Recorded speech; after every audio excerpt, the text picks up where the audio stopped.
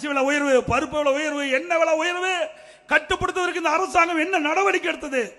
இதே அனைத்து இந்திய அண்ணா திராவிட முன்னேற்ற கழக ஆட்சிக்கின்ற பொழுது, நான் முதலமைச்சராக பதவியில் இருக்கின்ற பொழுது, இப்படி உணவுப் பொருட்கள் விலை ஏறுகின்ற பொழுது, உணவு அந்த விலை ஏற்றத்தை தடுப்பதற்கு விலை கட்டுப்பாட்டு நிதியம் என்று ஒரு நிதி ஒதுக்கினேன். 100 கோடி ஒதுக்கி எந்த உணவுப் பொருள் விலை ஏறுது, புளி விலை ஏறுதா, உடனே எந்த மாவட்டத்தில் எந்த மாநிலத்தில் புளி விலை குறைவாக இருக்குது அங்கே கொள்முதல் செஞ்சது தமிழ்நாட்டில் விலை ஏறாமல் பார்த்துக்கிட்டோம்.